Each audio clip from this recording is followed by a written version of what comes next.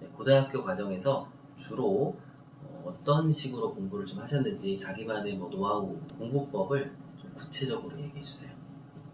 어, 저의 경우에는 이제 처음 고등학교 입학을 해서 기존에 제가 중학교 때까지는 소리내서 말하는 방법을 많이 썼습니다. 그래서 그런 방법을 써서 굉장히 성적도 어느 정도 원하는 만큼 받았기 때문에 고등학교에 입학하여서도 그것이 지속될 수 있겠구나라고 싶었었는데 제가 기숙사 생활을 잠깐 했었어가지고 그 생활을 하는 동안에는 제가 면학실에서 말을 하면서 외우고 싶은데 그렇게 할 수 없는 상황인 것을 알게 되었습니다.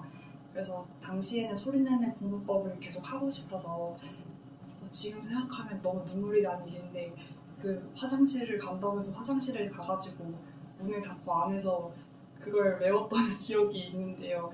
그런데 그렇게 했어서 성적이 잘 나왔나 싶기도 하지만 그 이후에 제가 조금 더 이제 공부법을 이제 알게 된 것이 백지복습이었었고 그 백지복습은 소리내서 하지 않더라도 조용한 환경에서도 할 수 있어서 이제 선생님들께서 저에게 추천을 해주셔가지고 이제 교과서가 있고 그리고 이제 노트가 있으면 교과서에 이제 그 대주제 그리고 소주제를 우선 씁니다. 그 다음에 딱 교과서를 덮은 다음에 자신이 외웠던 내용을 바탕으로 그 종이에다가 쫙 정리를 하기 시작을 합니다. 처음 정리를 하게 되면 한 60%, 70% 정도밖에 제대로 쓰지 못하는 경우가 종종 있습니다. 이제 그럴 때는 빨간색 펜을 꺼내서 어떤 부분을 제가 못 썼고 어떤 부분을 추가적으로 썼는지를 이제 체크를 하면서 그것을 고치게 되는데요.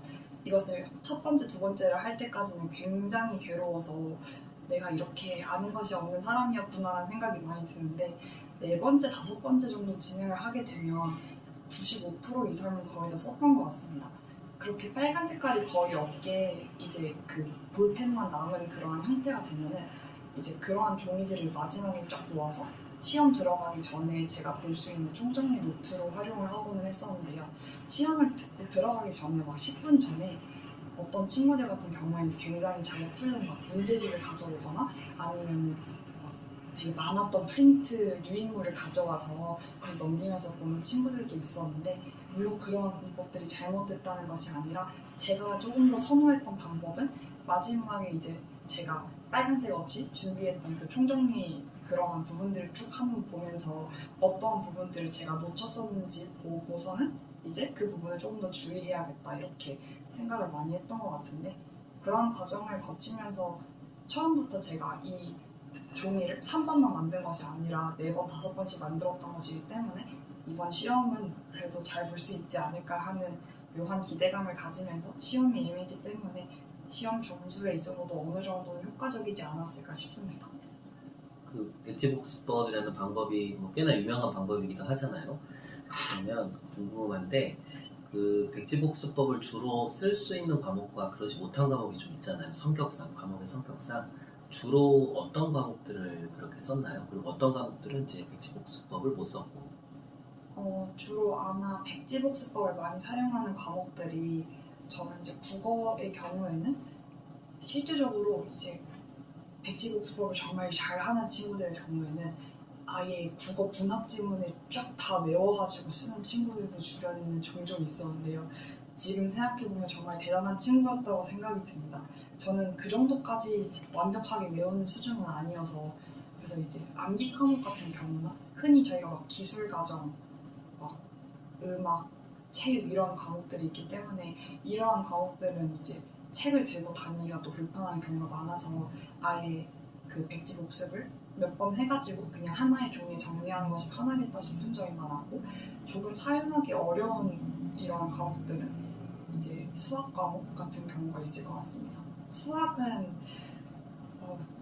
수학은 잠깐만 말씀을 드리자면 물론 개념을 잘 정리하는 것도 정말 중요하고 저도 개념 덕분에 많은 효력을 보게 되었었는데 개념만 안다고 해서 수학 문제가 풀리는 것이 아니었기 때문에 저희 학교는 특히 더 그래서 이제 수학 문제 자체는 이제 수학 노트나 이제 따로 정리해서 풀 때 풀고 수학 개념 자체를 막 백지복습을 하진 않았던 것 같습니다. 네.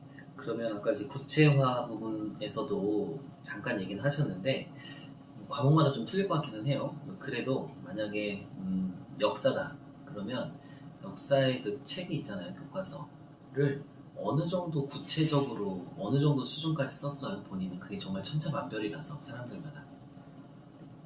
저의 경우에는 사실 역사를 꽤나 좋아하는 학생이었어서 거의 다 말하면서 누굴 가르치면서 그냥 생각나는 내용을 빠르게 정리한다 정도로 썼어가지고 핑크 색깔로 줄쳐놓은 부분들이 제가 이제 가끔씩 이름을 까먹거나 아니면 헷갈렸던 부분들이었던 것 같은데 일종의 개념화하는 거네요, 그죠? 핵심 개념을 정리하는 거예요. 그 뭐랄까 이렇게 개념도처럼 무슨 문제집 같은 걸 보면은 문제집 시작할 때 이렇게 개념도 같은 거 나와 있고 이제 문제 나오고 하는 그런 느낌에 가깝네요.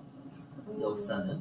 네, 맞습니다. 이때 조금 주의했던 게 저는 이 백지복습 하기 전에는 그 문제집에 있는 그런 정리된 걸 바로 보지를 않으려고 노력을 했던 것이 그것을 한 번 보게 되면 그 개념도가 제 머리에 익혀져서 그 개념 자체만 외우게 되기 때문에 수업 시간에 또 선생님께서 강조를 하시는 부분이랑 시험에 나오는 부분이 연결되어 있는 거지 문제집 자체는 또 직결되지 않은 부분이 많은데 한 번 그 문제집에 있는 개념도를 보고 거기에 있는 세부 내용을 기억하게 되면은 쓸데없는 내용을 기억하게 되거나 아니면 필요한 내용을 빠뜨리는 경우가 많아서 우선은 제가 정리할 수 있는 방식으로 첫 번째 정리를 한 다음에 후에 이제 따로 문제집을 풀 때 그때 제가 놓친 부분이 있는지를 한번 이제 뭔가 출제자나 객관적인 시점으로 한번 봤던 것 같습니다.